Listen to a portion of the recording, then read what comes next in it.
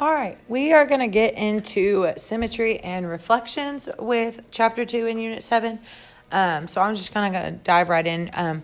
We know that a reflection is kind of like a mirror image, and a symmetry is when something is cut in half and it is a mirror image of of its shape when it is cut in half. So a line of symmetry, like I said, a line that cuts a shape in half. So when we go through all of these examples, A has 6 lines of symmetry.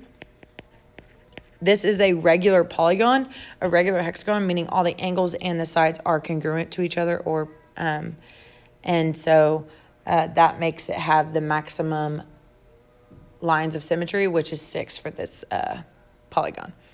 The next one is only 2 lines. Because of all of its funky extra extremities of the arrows, it can only be flipped twice or folded twice and fit right into its original shape. The left side matches the right side, or the top matches the bottom. With a circle, there is an infinite amount of line of reflections because it is congruent all the way around. And then D, there is none. We cannot draw a line of symmetry to create 2 equal halves. So now we're going to get into reflections. So why we're learning lines of symmetry is because we are going to get into reflections and how to find reflections of polygons on a coordinate grid. So a reflection, what you guys know as a mirror image, is changing a shape's orientation by flipping it over a line of reflection. Okay, so a line of reflection is just like what we're about to go over in example 2. So reflect triangle ABC across the x-axis. Well, the x-axis goes left and right. Okay, so when we reflect over the x-axis or any line in that matter, we are just going to count. So if you can count to 10, you're going to be really good at reflections. So I'm going to first put down the original points of A, B, and C. So A is at -3, 4. B is at 4, 2. And C is at 3, 7. Okay, all right. So when I go to actually reflect my triangle ABC, all I need to do is count how many squares it is away from the line of reflection. So A is 1, 2, 3, 4 squares away from the line of reflection. So in order to find what A prime is, I'm just going to count 4 units away from the line of reflection. So 1, 2, 3, 4. And here is A prime, which is at -3, -4. All right, so when we go to find B, I'm going to count. It is 2 units away from B, or away from the line of reflection. And then so I count 2 units away from the line of reflection on the opposite side. So B prime is at 4, -2.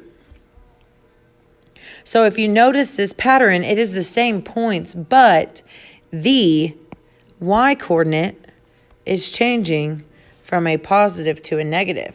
So the rule here is that when we are flipping about the x-axis, when we are reflecting about the x-axis, we're going to keep our x value and change the sign of our y value.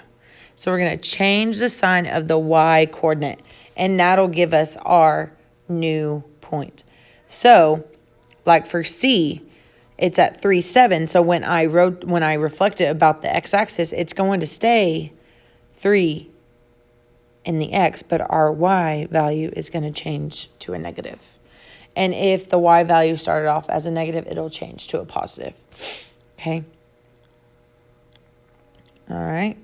You're going to skip these. All right, now we are going to reflect about the y-axis. The y-axis is the one that goes up and down. So again, it does not change. We are going to count to the line of reflection and then repeat that number going away from the line of reflection. So let's first write the original points of x, y, and z. So x is 2, 4.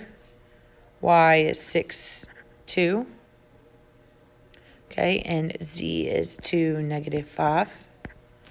All right. So when I go to find the new coordinates, I just need to count, like I said. So X is here, so I'm going to count it's 1, 2 units away from the line of reflection. And so we count 2 units away. And here is X prime, which is now at negative 2, 4. Y, to find Y, I'm going to 1, 2, 3, 4, 5, 6 units away. So then I count 1, 2, 3, 4, 5, 6 units away. And now this is Y prime. And Y prime is now at negative 6, positive 2. So as you can tell, when we reflect about the Y-axis, the Y stays the same, and we are now changing the sign of X. Okay, so we're changing the sign of X, so that would then make Z prime negative 2, negative 5. Okay. All right. Rule number 3.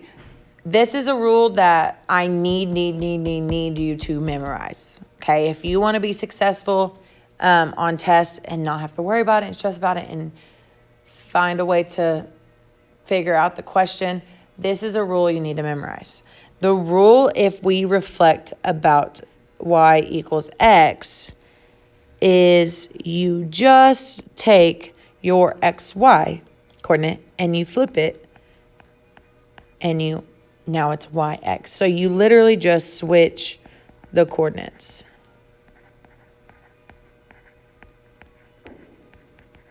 So if you switch the coordinates, you will get your answer. So because R is at negative 4, 6, R prime would be at 6, negative 4.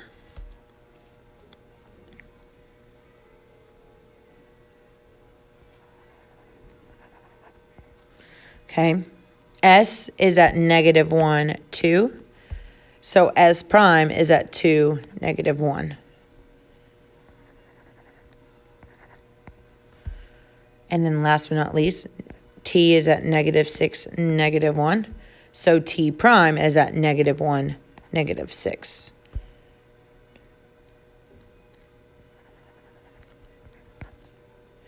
Okay. So this is what a reflection about X equals Y or Y equals X looks like. Okay. It is extremely hard to figure out on your own if you don't know the rule. So my suggestion to you is to memorize the rule. Memorize this rule.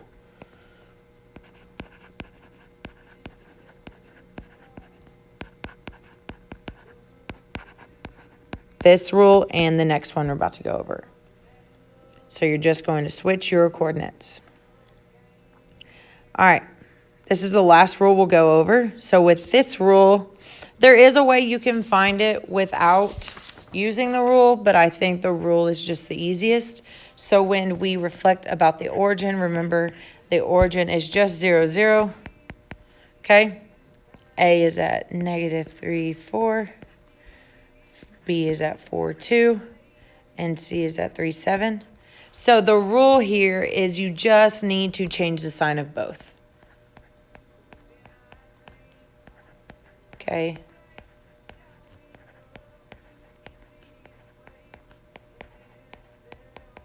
Change the sign of both. When you change the sign of both, it gets you exactly what you need to do. Okay. So A, because I'm flipping about the origin, A is now 3, negative 4.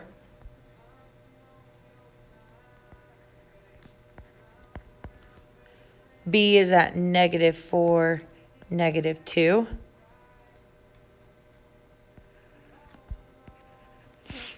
And C is at negative 3, negative 7.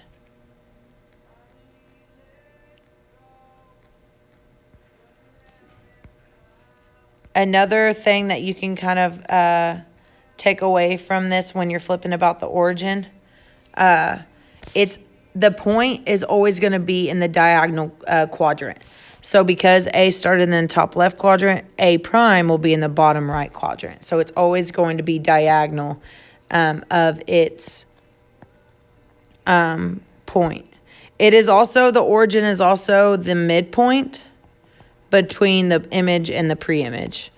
Remember, midpoint is the very middle. So the origin will always be the midpoint between the points. And that's why, like, as you see me crossing, you can tell that they are the same distance away. So all the way through.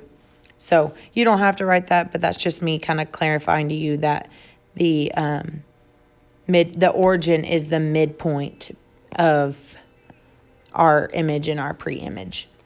Okay. All right. So as you get into example 6 and 7, I'm going to make you do those on your own. And then I'm going to write the answers in the description of our YouTube video. So when you are flipping about x equals -1, you are flipping it about this line right here. So remember that when you are flipping it about an origin or flipping it about a line, like the x or y axis, there's a rule. But because you're flipping it about a line that's not on the axis, there is no rule here. So you have to count on this one. You have to count. So remember, you're counting how far is it away from the origin or from the line of reflection. So 1, 2. And so you count A, 1, 2 away from it, and A prime is here. Okay. And so C and B will be in this second quadrant somewhere. Okay. All right. And then for example 7, your line of reflection is y equals -1. So it's this line right here. Okay. And when you find that, it's the same thing. You're going to have to count. You're going to have to count. So now your A is 1, 2, 3, 4, 5 away from the line of reflection. So 1, 2, 3, 4, 5. A prime is here. So when you go to find the coordinates, remember you're going to have to start at the origin to find the new coordinate of A prime. Okay. So again, I'm going to write the answers in the description, and so you know how if you are doing it correctly. All right. Bye, guys.